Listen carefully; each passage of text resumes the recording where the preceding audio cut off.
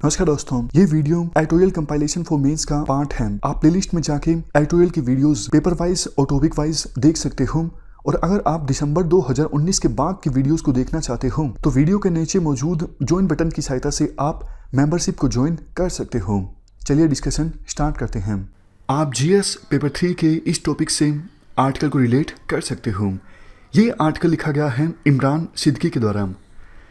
देखो, BT cotton को हमारे देश में इंट्रोड्यूस किया गया था 2002 में। ये एक हाइब्रिड क्रॉप है। हाइब्रिड क्रॉप का क्या मतलब होता है, बिल्कुल सिंपल भाषा में आपको बताता हूँ। जब देखो प्लांट की दो अलग अलग वेराइटीज़, फॉर एग्जांपल ए और बी, ये दोनों प्लांट की अलग अलग वेराइटीज़ हैं। ए के अलग गुण हैं, अलग ट्रेट हैं, और बी के अलग ट्रेट हैं। लेकिन हम चाहते हैं कि प्लांट ऐसा हो जिसमें ये दोनों तरह के ट्रेड्स हों, तो हम दोनों की आपस में क्रॉस पोलिनाइजेशन करवाते हैं और एक तीसरा प्लांट डेवलप करते हैं सी, जिसमें ए के भी ट्रेड्स होंगे और बी के भी ट्रेड्स होंगे। समझ गए? तो ये जो सी पौधा है जो ए और बी की क्रॉस पोलिनाइजेशन के बाद बना है, ये हाइब्रिड क्रॉप है। इसमें दोनों के ट्रेड्स होंगे, ए के भी और बी के भी। मान लीजिए ए का प्री स्ट्रोंग है लेकिन मेंस क्लियर नहीं हो पाता, और बी पौधे का मेंस स्ट्रोंग है लेकिन प्री नहीं निकलता, तो दोनों की आपस में क्रॉस पोलिनेशन करवाते हैं और तीसरा पौधा डेवलप करते हैं सी, जिसमें दोनों के गुण होंगे, ए के भी और बी के भी। मतलब सी प्री भी क्लियर करेगा और मेंस भी क्लियर करेगा। तो ये जो बीटी कॉटन की क्रॉप है, ये हाइब्रिड क्रॉप है। ये हमारे देश में इंट्रोड्यूस की गई थी 2002 में। आज देखो हमारे देश में टोटल जितने एरिया में कॉटन की खेती होती है, 95% एरिया में बीटी कॉटन उगाया जाता है। और कहा यह जाता है कि बीटी कॉटन उगाने से हमारे देश की जो कॉटन प्रोडक्शन है काफ़ी ज़्यादा इंक्रीज हुई है। 2019 में हमारे देश में कॉटन प्रोडक्शन अभी तक की हाईएस्ट रही 354 लाख बेल्स। और देखो, कुछ एक्सपर्ट्स ये सजेस्ट करते हैं कि जिस प्रकार से बीटी कॉटन एक जीएम क्रॉप है, जेनेटिकली मॉडिफाइड क्रॉप है, और पैदावार बहुत ज़्यादा बढ़ गई है, दूसरी जो फूड क्रॉप्स हैं जैसे ब्रिंजल या फिर टमाटर, उनके लिए भी अगर जेनेटिकली मॉडिफाइड टेक्नोलॉजी का इस्तेमाल किया जाता है तो प्रोडक्शन बहुत ज़्यादा इंक्रीज की जा सकती है। आर्टिकल में कहा जाता है, देखो ये बात सच है कि जल्द ही हम चाइना को पीछे छोड़ के वर्ल्ड में सबसे ज़्यादा कॉटन प्रोड्यूस करने वाले कंट्री बन जाएंगे।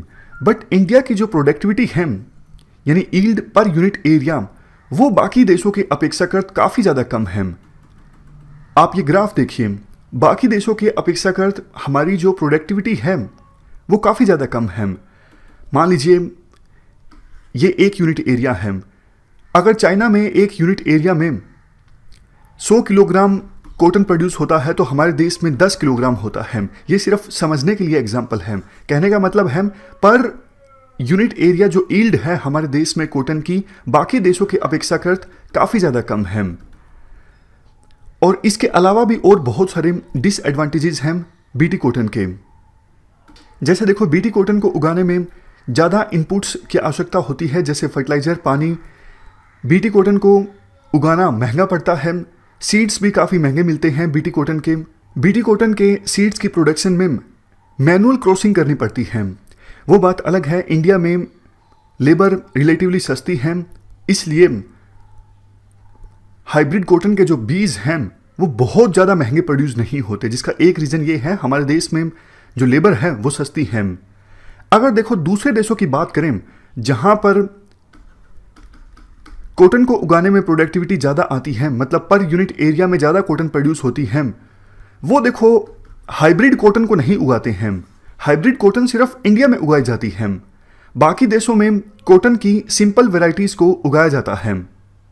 और उन कॉटन की सिंपल वेराइटीज़ को प्रोड्यूस करने के लिए सीड्स को प्रोड्यूस किया जा सकता है सेल्फ फर्टिलाइजेशन की सहायता से। जैसे किसान क्या करते हैं, मान लीजिए ये सीजन चल रहा है कॉटन का, तो कॉटन के जो प्लांट्स हैं उनसे सीड्स कलेक्ट कर लेंगे, इकट्ठा कर लेंगे और उनको अगले सीजन में इस्तेमाल करेंगे। बट देखो हाइब्रिड कॉटन के जो सीड्स हैं वो इस प्रकार से अगले सीजन में इस्तेमाल नहीं किए जा सकते। हर बार जो हाइब्रिड सीड्स प्रोड्यूसिंग कंपनीज हैं उनके पास किसानों को जाना पड़ता है और हर सीजन में नए सीड्स खरीदने पड़ते हैं, जबकि कॉटन की सिंपल वैरायटीज़ को उगाया जाता है तो किसान अपने आप से कॉटन के प्लांट से सीड्स कलेक्ट कर लेता है और उसे अगले सीजन में इस्तेमाल किया जा सकता है। इसके जवाब में एक्सपर्ट्स के द्वारा ये बोला जाता है, देखो हाँ ये बात सच है कि हाइब्रिड कॉटन के हर सीजन में किसानों को नए सीड्स परचेज करने पड़ते हैं, लेकिन पैदावार भी तो इंक्रीज हो जाती है हाइब्रिड कॉटन से, तो इसलिए कंपनसेशन हो जाती है जो एक्स्ट्रा कॉस्ट किसानों को उठानी पड़ती है। समझ गए? मतलब एक्सपर्ट्स ये बोलते हैं सीड्स की जो कॉस्ट है वो कंपनसेट हो जाती है क्योंकि ज़्यादा कॉटन प्रोड्यूस हो जाती है। इसके जवाब में राइटर ये कहते हैं, देखो जब हाइब्रिड कॉटन का इस्तेमाल होता है तो एक प्लांट में, मान लीजिए कॉटन का प्लांट है और ये एक बोल है, जब हम हाइब्रिड कॉटन को उगाते हैं तो एक कॉटन के प्लांट में इस प्रकार से 20 से लेके 100 बोल होते हैं, जबकि कॉटन की अगर सिंपल वैरायटी को उगाया जाता है तो बोल्स की संख्या कम होती है, 5 से लेके 10। यहाँ पर देखो आंकड़ा दिया भी हुआ है, अगर सिंपल वैरायटी को उगाया जाता है तो 5 से लेके 10 बोल होते हैं पर प्लांट, और हाइब्रिड कॉटन को उगाया जाता है तो 20 से लेके 100। तो एक्सपर्ट्स बोलते हैं चूंकि हाइब्रिड कॉटन में बोल्स की संख्या ज़्यादा होती है इसलिए ज़्यादा कॉटन प्रोड्यूस होता है। इसके जवाब में राइटर ये कहते हैं, देखो ये बात तो सच है, बट ये बात भी सच है कि पर यूनिट एरिया में हाइब्रिड कॉटन के जो प्लांट्स होते हैं वो कम होते हैं और दूर दूर होते हैं, जबकि सिंपल वैरायटीज की कॉटन अगर हम उगाते हैं तो उनके प्लांट्स ज़्यादा नज़दीक नज़दीक होते हैं। तो ज़्यादा प्लांट्स होंगे पर यूनिट एरिया में सिंपल वैरायटी के कॉटन के, और कम प्लांट्स होंगे पर यूनिट एरिया में हाइब्रिड वैरायटी के कॉटन के, तो फिर कुछ खास फायदा होता नहीं है कि हाइब्रिड कॉटन के प्लांट में ज़्यादा बोल्स हैं। फ़र्क तो उतना ही पड़ता है, सिंपल वैरायटी का जो कॉटन है उसकी डेंसिटी ज़्यादा होती है पर यूनिट एरिया में। पर यूनिट एरिया में मान लीजिए सिंपल वैरायटी के कॉटन के हैं 100 प्लांट्स, जबकि हाइब्रिड कॉटन के पौधे की डेंसिटी कम होती है, पौधा दूर दूर होता है, पर यूनिट एरिया में पौधे होंगे सिंपल 20। तो दोनों चीज़ें सेम हो जाएंगी, पर प्लांट बोल्स ज़्यादा होने का कोई फायदा नहीं होगा। इसके अलावा नेक्स्ट डिसएडवांटेज राइटर के द्वारा ये बताया जाता है, देखो कॉटन जो है एक ड्राई लैंड क्रॉप है। हमारे देश में टोटल जितने एरिया में कॉटन को उगाया जाता है 65% जो एरिया है वो रेन फेड है।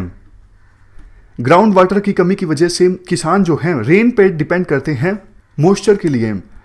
अब देखो सिंपल वैरायटी के पौधे का एक फ़ायदा ये होता है कि वो कम ड्यूरेशन में मैच्योर हो जाता है, मतलब मैच्योर होने में, डेवलप होने में कम समय लगता है, जबकि हाइब्रिड कॉटन का जो पौधा है वो ज़्यादा समय लेता है मैच्योर होने के लिए, डेवलप होने के लिए।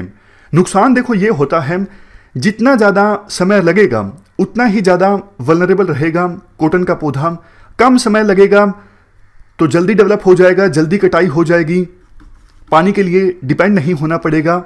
ये एक और फ़ायदा है सिंपल वैरायटी के पौधे का, और नुकसान है हाइब्रिड वैरायटी के पौधे का। ब्राज़ील का एग्जाम्पल दिया जाता है। ब्राज़ील ने देखो 1994 से लेकर 2000 के बीच कॉटन की पैदावार बहुत ज़्यादा इंक्रीज कर ली। पर हेक्टेयर जो प्रोडक्टिविटी है वो 400 किलोग्राम से बढ़ के 1000 किलोग्राम हो गई। और ब्राज़ील में तो हाइब्रिड कॉटन को नहीं उगाया जाता है। वहाँ पे देखो अल्टरनेटिव मेथड्स का इस्तेमाल किया गया है कॉटन की प्रोडक्शन को इंक्रीज करने के लिए। वहाँ पर देखो अल्टरनेटिव पेस्ट मैनेजमेंट अप्रोचेस की सहायता से कॉटन की प्रोडक्शन को इंक्रीज किया गया है। इवन टर्की में भी ऐसा ही देखने को मिला। कंक्लूजन में आर्टिकल में ये कहा जाता है, देखो जो एक्सपर्ट्स ये बोलते हैं कि बाकी फूड क्रॉप्स के लिए भी हमारे देश में जेनेटिकली मॉडिफाइड टेक्नोलॉजी को अडोप्ट करने की आवश्यकता है, उनको ये समझना चाहिए कि आप टेक्नोलॉजी को इतनी प्रायोरिटी मत दीजिए, आप कंटेक्स्ट को भी देखिए, क्या वो टेक्नोलॉजीज इंडिया के हिसाब से सही हैं।